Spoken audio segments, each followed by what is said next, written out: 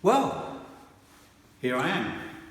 It's Saturday afternoon and day after tomorrow, Monday, 1st of February 2021, Isle of Wight Bikes will be opening its door at 10 AM for the first time to the public.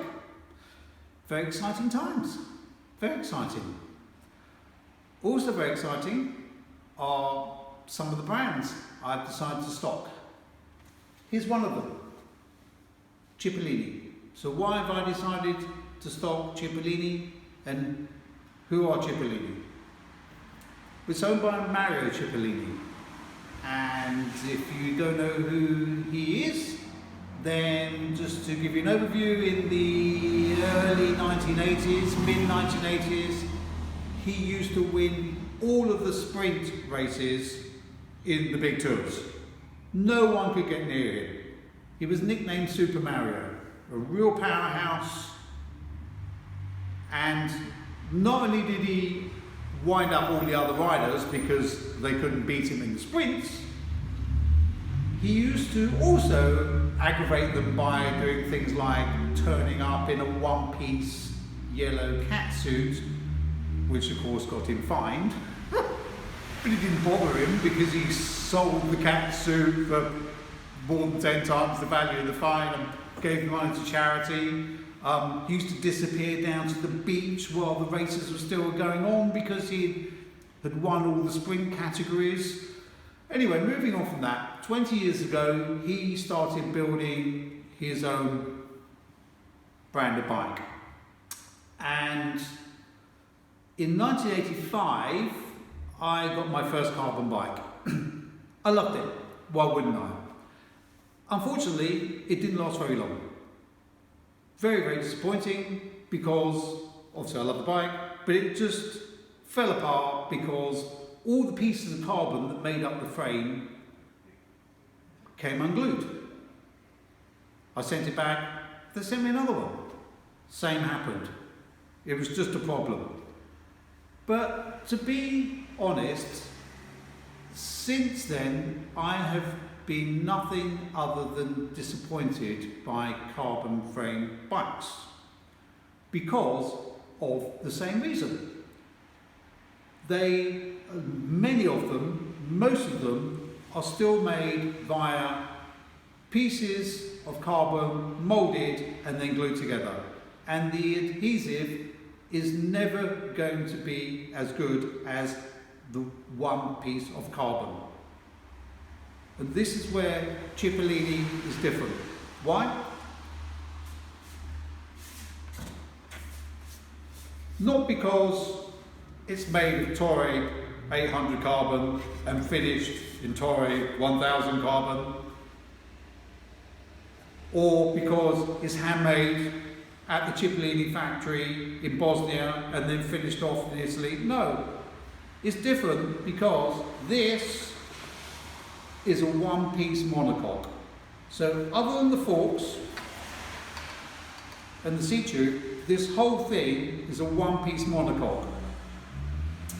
So when you put power through the pedals there, it transmits down to the rear wheel and you move forward faster than you would if the bike you were riding was carbon pieces glued together. You can't see where it's glued together because it's all sanded off, but most of them are. And the result is remarkable by having a carbon monocoque framed bike. I bought this a year ago, and when I ride my RB1K, I'll go out for a 40-50 mile ride on my own, and my average speed will be 12% faster than if I went out on one of my other carbon bikes that's made from pieces of carbon that are glued together.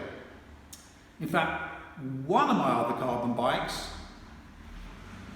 was so bad, it's a German brand made in China, went through 4 of them, they had to keep replacing them because they kept falling apart and cracking. was so bad that the last one I had, I left Newport, went up towards Carisbrooke, past the Waverley, and by the time I got to Nodgham Lane, the rear wheel was rubbing on the brake pad again, which I constantly complained to them and told them about, and they said to me, "You've just got to back off the brake, slacken off the back brake." I said, "I can't slacken off anymore because it doesn't work anymore." Because, anyway, curtains for that one. And this is the problem with non-monocoque frames. And to be honest, even if you're looking to purchase a carbon bike and not for performance, but you just want to have a carbon bike and you like the look of it, that's fine. But again, because those pieces of carbon are glued together, don't expect that bike to last many, many years, decades. Like a steel bike that's welded or an aluminium bike that's welded will last many, many years.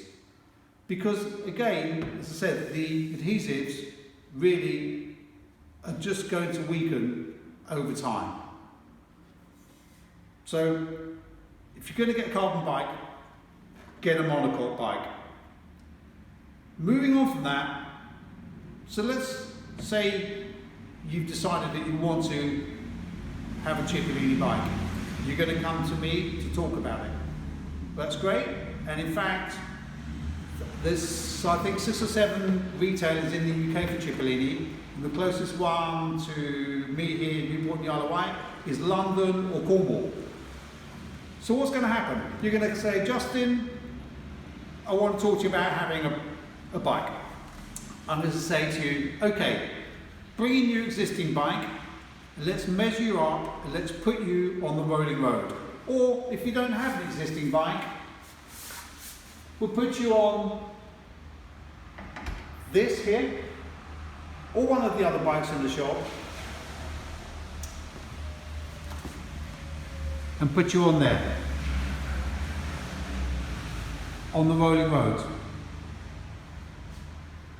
That way, what we'll be able to do is look at the geometry of your existing bike and compare that to the geometry of, let's say for example, this one that you might be buying, or this one. Again, this is the gravel bike. And make sure that the bike we order you is going to fit you, more or less.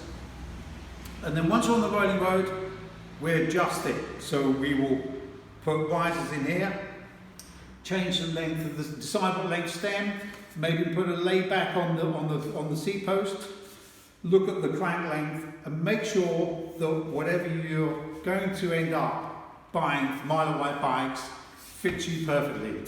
And that doesn't apply to only a Cipollini bike. Even if you come here to buy a second-hand bike, I'll say to you, let's get you on the rolling road. Let's look at you on the bike. Are you comfortable on this bike? And make sure it fits you perfectly. So, that's me. This is Cipollini, and I hope to see you in the shop. Thanks so much. Adios.